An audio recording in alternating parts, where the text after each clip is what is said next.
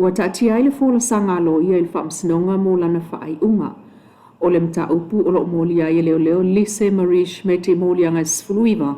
Mo la tō tuo ia ia le moni whamtalanga na vatu e Lise i leo leo. O whamtalanga sa tu sial te maita i tu stala na vatu i leo leo e sotanga. I le maliu Professor America Samoa Caroline Sinava Iana Gabat. O le masino Februari o le tausanga nei le na wala wa le mta upu le whamsinonga ma fongai. I le aso sfulu ono le aso le talo sanga a le itua leo leo. Mo le whaonga ina o le moli maua papali i sia whikeao. I le mta upu le a leo leo whaasanga ia Lise, peitai. E manatu lo i o tu lai mo Lise, Casey Catherine Dalziel. E te tau lava o na so e ina le whaamtalanga lea i lona tūlanga whaamoemoina. Ma whina wane sa tau ma whaile moli mau lea e mana tua vaenga o lana whaamtalanga ma whaamoemoe i leo leo. O i tū sa te tau na tanga i ai le so e ina pe tal whenga iai. E o lava ele tūlanga o le moli mau lea a o le maliu. Sa fasilingi e fo ile iai o se moli mau mau tū o lona ma fau. Ele malele ma whai ai o na moli mau. O le tangata ua maliu. E ono a fiai fo ile ai a te tau. A le o tua ia ise whaamasinonga tonu. Ua tatia tuai nei le whai unga a le whionga le whaamasino. Ile mta upu lea ile asolua sulfitu al maasina nei. Pe talia le moli maua le ua maliu le suenga o moli anga a leo leo whaasanga ia Lise. Ua tatia ai le fola sanga lo ia il whaamsina. Le vai asa nei le na maua le whelo i ngāre komsina o le taimi nei il mtanga nuengo leo leo Samoa. Le i ataua Samuel ua whamasanga. Ma le Lieutenant General na yen Van Longa o le sui minister o mtanga nuengo o sanga le mula utele el malo Vietnam. O le nā whelo inga na whaaso ai i le sao malo i le tausia o le tulafono. Malona whaatinonga e ui o se ese esenga. Ai o le tumtumunga o ngā nuenga wha leo leo e tasi lava ua afu ai whelua inga lea. O le whelua inga le whiunga le ataua ma le minister o le saunga le mula utele Vietnam. Na maua i le taimi o le whono tanga whaurulunga o leo leo mai tō tino o malo au whatasi le United Nations Corps lua o luono le ono o whaia New York i le vai asanei.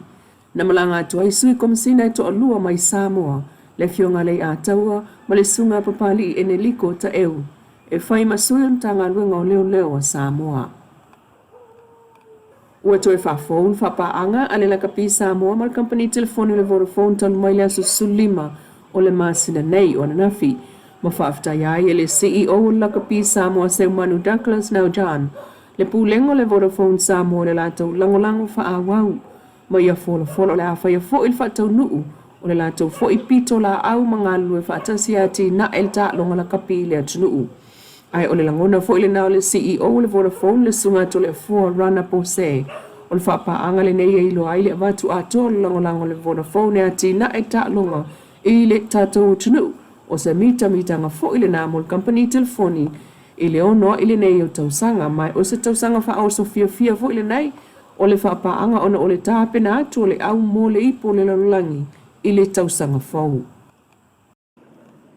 Ua umal por kalame ona masina moa o onga o tomai whaapitoa. O leo leo le Pasifika le Pacific Police Support Group. I le haplen awai atu iai leo e to lua mai Samoa. Le li i Corporal Jacopo Leota ma le tamaita i Constable Eugenia Tawa. O le amatanga o le vai aso nei lean whaafeila i alo i atua i le suikom sina o le taimi nei al matanga luengo leo. Le sunga a le ausa lilo Norman le toe fo i manuia mai i whanua o ia to tino le tanga ruenga. O le aonga le ana awai atu iai o le taula mua al Pasifika whamalo si au iana leo. Ma le sila fia le ngā ruenga e maise o le tātou lava i tūlangi malona puipuinga. Ua whaia lava mo leo o tuleni whaapitoa e tali atu i mana onga o mea tau puipuinga al Pasifika. E au fia i mal whaatontonuina o ni ngā ruenga te tele ma le tali atu i me tupu whaafosei. O le whaaftai al suikom sina mo le toa lua lea ona o le awea foi o se fsosoan i lau whai ngā ruenga o iei nei al mta ngā ruenga o leo. I tu tau le puipuinga o le saunga le mulau tele. Ele o tu umamaina au kilikiti Samoa mai Sawai, le liki o le te wila lu o luono. Ina ua toe ono vai aso o ia se tema o le te wila ai u amatai nei foi. O na alu le manu whaalau e tele a le whionga whalau tusi fiu siolo mai sili. Mo le tāpena ina o au Sawai. Ina ua amata mea toi foi. au kirikiti a upolu mo le whaamboe moe o te wila lu o luono. Masao no le sunga a fiusi o lo le stona inei i le iwa i le taia o leo le awhelo i umai ta i tai o au kirikiti a salafa i le maketi sa le longa e wha mautu ai ala tau fuafuanga o te wila. Lewa la ka fo i le whaamboe moe o te wila.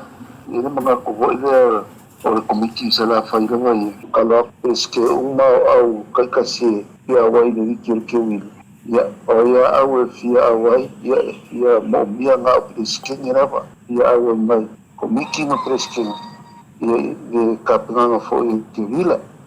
O le liki kirikiti o le sisi ngā fu alu onu ono, i le masina te nei, e lata i le wha se furu au le sa au fiai, ma au ta mai tai peitai, ua wha solo ina tue malosi mai le langolango ai tu malo, i le wha aola ola ina peo kirikiti Samoa, ma whelo ai tai o au i sa vai i le asto na i nei maketi sa le longa i le tau leiva.